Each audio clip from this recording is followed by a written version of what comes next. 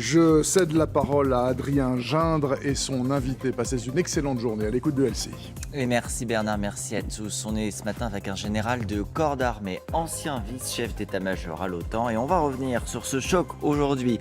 Joe Biden, Vladimir Poutine à distance.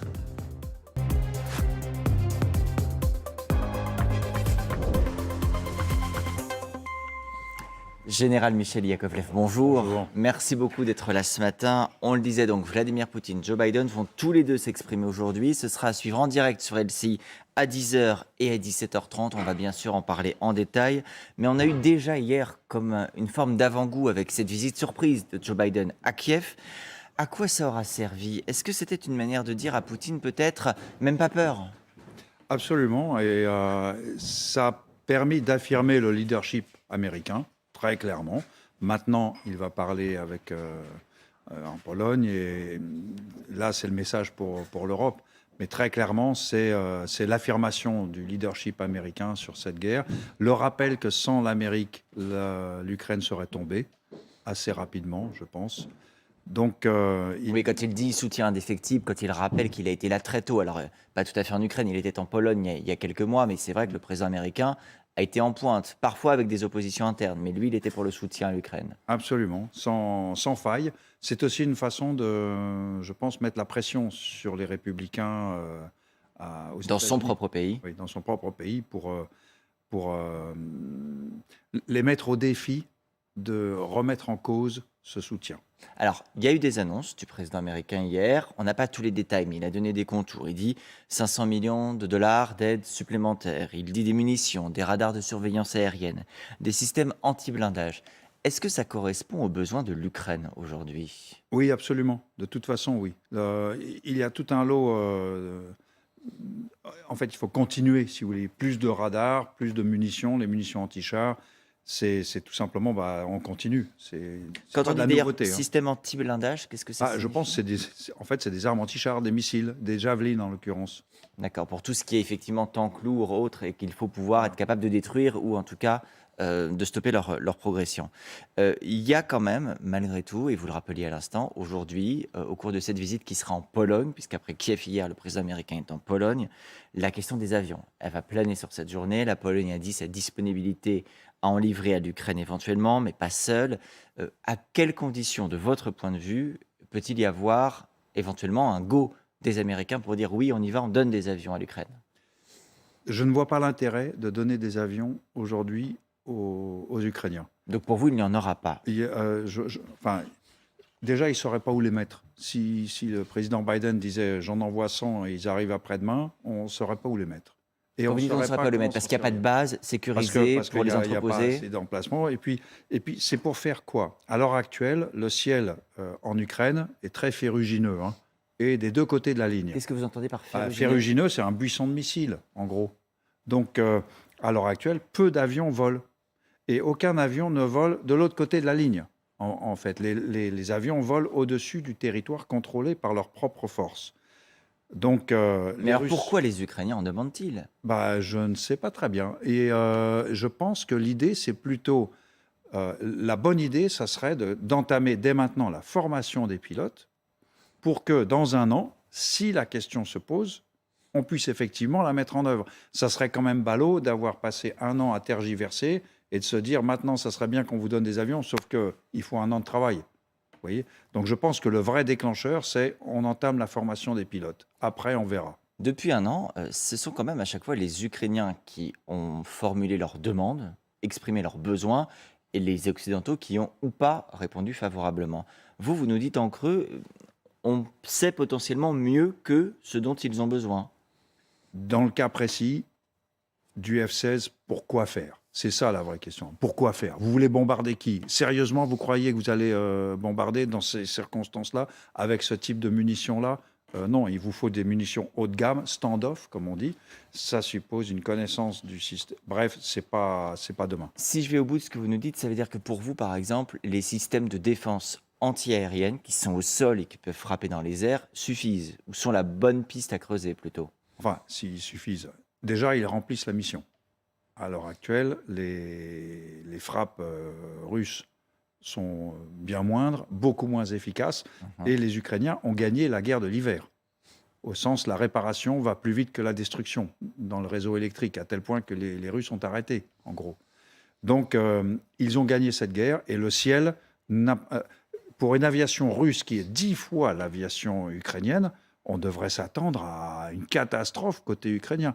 Pas du tout. L'aviation russe reste chez elle. Elle ne vole que pour tirer quelques missiles à longue portée. Pourquoi cette catastrophe alors n'a pas eu lieu? Parce que les Russes sont trop faibles sur la quantité ou la qualité de leurs avions, ou parce que les Ukrainiens sont trop forts sur la défense antiaérienne dont ils disposent? Alors ça s'est joué dans les premiers jours de la guerre, où le peu de défense solaire que les Ukrainiens avaient leur a permis quand même d'imposer des pertes conséquentes à l'aviation russe, laquelle du coup est restée un peu à l'abri. Et entre-temps, on a donné aux Ukrainiens les moyens, les missiles solaires, vous savez, tirés à l'épaule, qui ont sérieusement compliqué la vie des Russes, et maintenant des systèmes beaucoup plus élaborés. Donc maintenant, chacun interdit son ciel, en fait. L'un des avantages des avions, on raisonne en théorie, ça peut être aussi éventuellement d'aller frapper dans la grande profondeur. Vous disiez, on passe pas les lignes en réalité. Vous imaginez pas que les Ukrainiens aillent survoler le territoire russe. Ce serait pas utile ou ce serait trop dangereux? Ça nous exposerait trop à des représailles éventuellement des Russes ou à une réponse excessive du président Poutine? Alors, bon, déjà, il est parfaitement légal d'aller frapper des cibles dans la profondeur. Donc, cet argument de vous n'avez pas le droit, ne tient pas. Il tient pas. Bon, maintenant, il y a, entre guillemets, la légalité et l'opportunité politique. Ce dont les Ukrainiens ont besoin, c'est de frapper quelques cibles logistiques ou de commandement qui, effectivement, sont à l'abri de la frontière en Russie. Ils l'ont déjà fait à plusieurs reprises. Faire ça avec des F-16, même maintenant, non. Donc, vu le contexte de défense solaire. Ou alors, il faut des missiles, comme on en a, nous, les Français, donc des précisions métriques, 300 km. Oui, mais ça suppose un environnement électronique, ça suppose une qualité d'armée de l'air que les Ukrainiens n'ont pas. Ce n'est pas que les avions. Donc, ce qui est vraiment intéressant pour eux, c'est des missiles ou des roquettes, par exemple, les attaques MS qui réclament à corps et à cri. Voilà. Vous avez cité les F-16, il y a aussi les avions MiG de conception soviétique. Vous mettez tout sur un pied d'égalité, ça ne ferait pas de différence de dire on livre des MiG? Ah, c'est différent, parce que le MiG-29, indépendamment du fait que les Ukrainiens savent le faire voler, puisqu'ils en ont, il peut répondre à leurs besoins de défense aérienne chez eux, ce que saurait faire le F-16, bien sûr. Mais le F-16 avec toute une autre gamme. Le problème, c'est que les MiG polonais ils sont au standard OTAN aujourd'hui. Donc, il y a des boîtiers américains, israéliens dedans, il y a du Elbit, il y a des trucs comme ça. Donc, mes amis aviateurs, ils ont un mot pour ça, c'est la boutonique, la science des boutons. C'est pas les mêmes boutons. Donc, vous savez décoller avec la voiture, si vous voulez.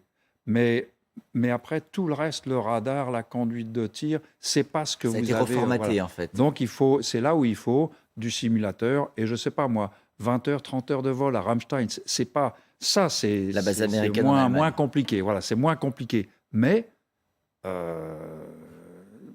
c'est pas immédiat. Dans le très court terme, pour le coup, si on met les avions de côté, il y a d'autres armes. Il y a les chars, par exemple, y compris des chars légers. La France a dit qu'elle allait livrer très prochainement, c'est une question de jour maintenant, ces AMX-10 RC. Si on s'arrête un instant juste là-dessus, ça sert à quoi? Qu'est-ce que ça va apporter aux Ukrainiens? Le 10 RC est sur lequel j'ai servi un certain nombre d'années, très bon engin. C'est un engin qui est très adapté à une guerre mobile, mais pas des actions très fortes. Donc, par exemple, l'adversaire a fait une percée. Avec le 10 RC, vous allez combler la brèche vite fait. Vous voyez ce que je veux dire? C'est ce qu'on appelle un coup d'arrêt. Donc, on vient prendre une position et on fait une embuscade, on les attend. Autre possibilité, si c'est vous qui avez percé, c'est la cavalcade sur les arrières. Parce que l'AMX-10 RC, il est discret, avec les roues, beaucoup plus discret que les chenilles. Parce que c'est un char sur roue. Hein. Sur roue, oui. Et puis, il a 800 km d'autonomie. Moi, pendant la guerre du Golfe, on a roulé 3 jours, sans plein. Aucun char ne sait faire ça. Donc, pour cavalcader sur les arrières de l'adversaire et faire des ravages dans sa logistique, c'est très bien. Voilà. Donc, ce sera vraiment un apport. Ça va vraiment... C'est un apport. c'est pas décisif, c'est pas le point nodal, mais bon, il vaut mieux les avoir que ne pas les avoir.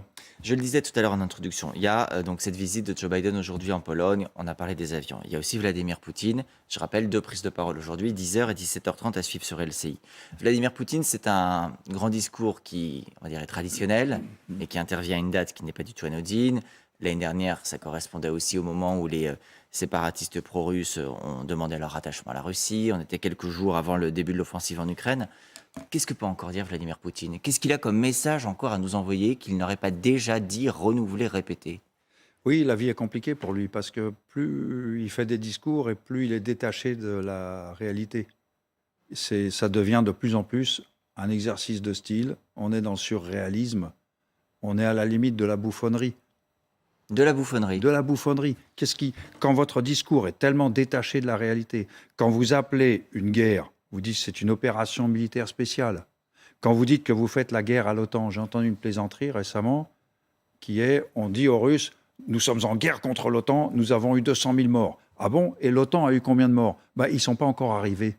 Vous voyez, il est complètement décalé. Qu'est-ce qu'il va leur dire de plus? Il va mobiliser son peuple pour une guerre qui n'est pas une guerre. Si vous l'appelez guerre, vous allez en tôle. C'est complètement à côté. Il a aussi des difficultés, Vladimir Poutine, il faut effectivement le souligner, en interne. On en a fait état ce matin dans les matins LCI avec Mathieu Karman. Quand on regarde les déclarations d'Evgeny Prigojine, le fondateur de Wagner, c'est quand même assez saisissant. Ses troupes à lui sont engagées à Bakhmout. Il se plaint du manque de munitions. Il dit « Je suis incapable de régler ce problème de munitions malgré tous mes contacts ». Il sous-entend mes contacts au Kremlin, mes contacts au plus haut niveau. Tout s'écroule. Aujourd'hui, dit-il, on a 2 fois plus de combattants qui meurt. Il y a quelques jours, il parlait d'une monstrueuse bureaucratie militaire. Il dit qu'on lui met des bâtons dans les roues. Qu'est-ce qui se passe dans le camp russe pour que Evgeny Prigojine en arrive à publiquement étaler ses difficultés, voire ses dissensions avec le Kremlin? Il y a 2 hypothèses. La première, c'est que l'armée régulière, le fait exprès.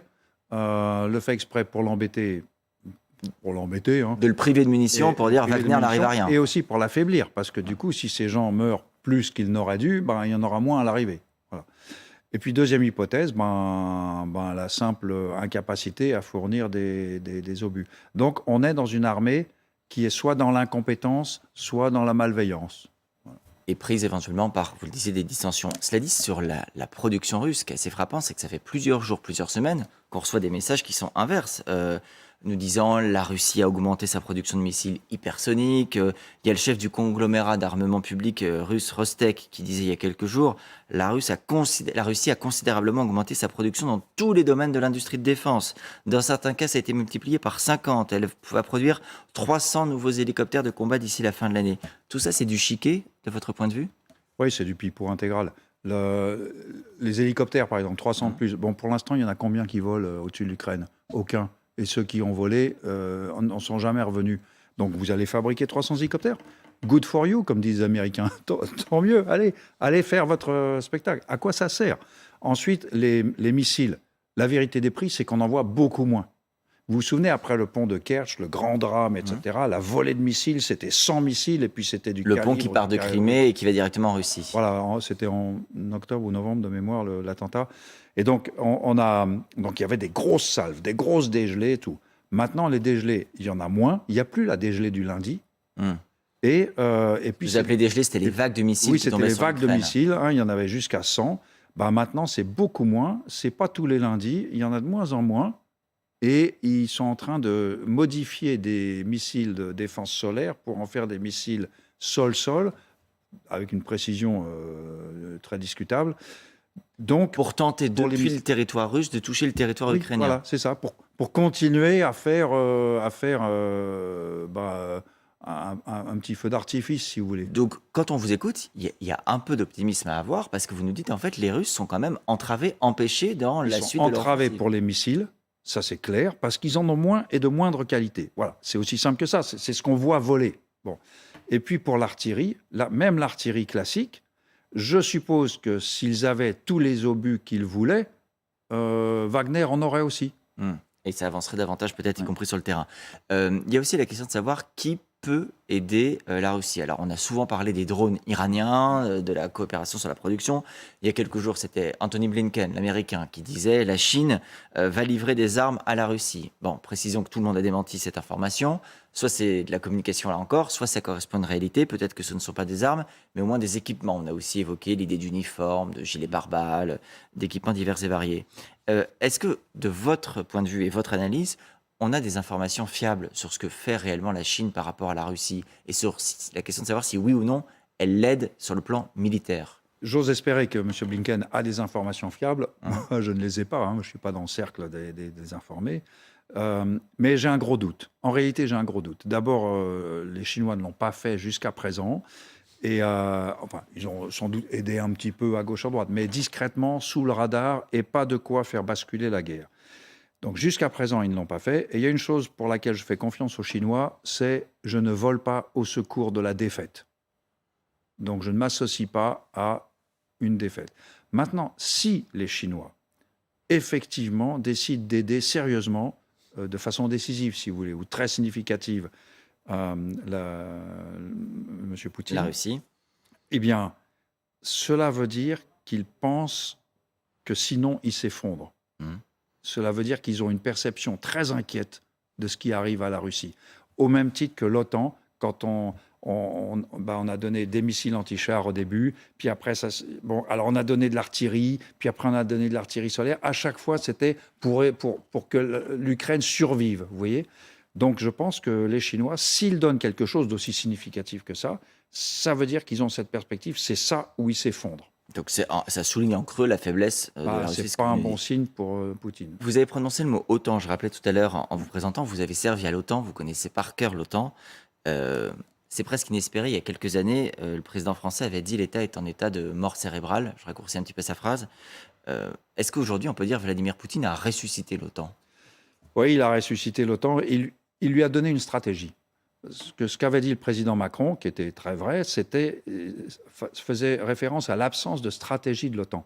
Maintenant, l'OTAN est une grosse machine, et donc la machine marche. Elle a toujours marché, et elle marche très bien. Pour fournir des effets militaires, l'OTAN va bien. C'est juste que l'OTAN manquait de vision stratégique, elle ne savait pas très bien, voilà. Et bon, maintenant, grâce à l'agression ukrainienne, ça y est, c'est clair. Donc la stratégie, elle se définit en miroir, en creux par rapport à l'agression russe. Elle est en miroir, en l'occurrence, oui. Il y a aussi la question, malgré tout, de la stratégie, des moyens dont on dispose. On voit bien qu'il y a des pays qui, très tôt, et encore en ce moment, ont rehaussé leur niveau d'investissement dans l'armement. On parlait de la Pologne tout à l'heure, c'est un exemple parfait. Les Américains, bien sûr. La France a annoncé une loi de programmation militaire pour les 7 prochaines années qui est plus conséquente que ce qu'on a connu ces années passées. Le chef de l'État français a quand même envoyé un message à tous les Européens. Il y a quelques jours, il disait « Nous avons à cœur de pouvoir protéger notre Europe, de le faire en croyant dans une Europe de la défense, en renforçant très fortement notre investissement commun dans le flanc Est de notre alliance. » Il insistait précisément sur les pays d'Europe de l'Est qui sont tout proches de la Russie et de l'Ukraine, bien évidemment. Je vous demandais à l'instant, est-ce qu'on a ressuscité l'OTAN? Est-ce qu'on a aussi peut-être relancé l'Europe de la défense? Ou la composante militaire que l'OTAN peut investir en Europe? J'aimerais le croire, mais on part de trop loin. Alors, on a l'Europe. L'Europe est la seule à avoir désarmé unilatéralement à partir des années 90. Le reste du monde s'est armé. L'Arabie Saoudite, l'Inde, le Pakistan, la Russie, bien sûr, la Chine. Tout le reste du monde s'est réarmé. Et nous, en Europe, on a vécu notre désarmement unilatéral qui, du coup, a non seulement a fait que personne ne nous craint. Bon. Et quand on ne vous craint pas, parfois on ne vous respecte pas non plus. Et ensuite, on a quasiment éviscéré notre industrie de défense. Et ça ne se recrée pas comme ça. Alors, le président Macron, il y a 5 ans, il a relancé la machine. Donc, les Français, vous connaissez la phrase, quand je me regarde, je me désole, quand je me compare, je me console. Les Français, on a gagné 5 ans par rapport aux autres Européens. On a gagné 5 ans. Il a arrêté le pourrissement interne de la machine. Et on a commencé ce qu'on appelait la réparation. On a commencé à réparer l'outil français. Et maintenant, on peut renforcer. Mais nos amis, nos alliés, les Britanniques, les Italiens, les Allemands, en sont encore à réduire les budgets, en réalité. Alors, les Allemands, d'un coup, ça leur est venu, on va mettre 100 milliards d'euros et tout. Ouais, avec une base industrielle quasiment sèche et froide. Et il faudra du temps, vous voulez dire, pour remonter tout ça. Oui. Si on regarde juste aujourd'hui nos stocks d'armes, nos stocks de munitions, est-ce que la France, vous dites, elle a anticipé l'effort, mais est-ce qu'elle est suffisamment armée, équipée pour faire face si par malheur le conflit venait à s'étendre, si Vladimir Poutine était pris de nouvelles velléités d'expansion, est-ce qu'on peut aller au-delà? Parce qu'on voit bien que depuis un an, et d'ailleurs Emmanuel Macron l'a rappelé à chaque fois qu'il évoque les critères selon lesquels on livrerait des armes à l'Ukraine, il dit toujours ça doit correspondre aux besoins des Ukrainiens, ça ne doit pas être escalatoire, donc ne pas entraîner d'escalade avec la Russie, et ça ne doit pas mettre en difficulté nos propres capacités à nous défendre. Il y a toujours ce troisième point qui est présent. C'est officiel, nous manquons de pièces et de munitions. Les armées le disent depuis des années, et à chaque fois, on les regarde avec l'air du merlan frit et on leur dit c'est pas grave, ça attendra l'année prochaine. Comme disait un général plus haut gradé que moi, on ne fait pas défiler les munitions au 14 juillet. Qu'est-ce que ça veut dire? Ça veut dire qu'on montre l'armée française. Le côté, des hommes, plus le que côté merveilleux, tout le monde applaudit, etc. C'est une illusion. La vérité des prix, c'est que derrière, on manque de pièces, on manque de munitions. Depuis longtemps, on le dit. La commission de la défense de l'Assemblée nationale le dit et le répète. La Cour des comptes en a parlé il y a quelque temps. Donc, tout le monde le sait. Bon, maintenant, l'outil industriel a été un peu sauvé grâce à la première LPM Macron. La loi de programmation militaire. La loi de programmation militaire. Ce qui fait que maintenant le discours est plus crédible quand on dit on va remonter notre base industrielle et technologique. Comment ça se fait? Juste une précision d'intention. François Hollande sur LCI dimanche, l'ancien président reconnaissait il s'était mis dans l'idée aussi qu'on était désormais dans des opérations de projection en Afrique, au Levant, pas dans une guerre de haute intensité qui pouvait toucher notre territoire, notre continent. Est-ce que l'armée française s'est déjà rebootée, reformatée pour se préparer à cette nouvelle configuration? Oui, encore à faire. Absolument. Et par exemple, en 2021, je suis allé aux États-Unis avec la 3e division française de Marseille, participer à un très gros exercice en simulation avec les Américains et les Britanniques, qui était un contexte d'intervention de l'OTAN. Ça aurait été la grande guerre patriotique, si j'ose dire. Donc, intellectuellement, si j'ose dire, notre armée est restée câblée sur ce modèle. C'est juste que, jusqu'à récemment, chaque fois qu'on disait ça, il faut se préparer à la grosse guerre, on disait « Ah oui, non, c'est la guerre de papa ». Mais là, on y est effectivement davantage. Merci beaucoup, Général Michel Yakovlev, d'avoir été là ce matin. Il y avait un peu d'espoir dans cet entretien. On a envie de retenir les quelques messages que vous nous avez formulés, en partie sur les difficultés des Russes. On en reparlera bien sûr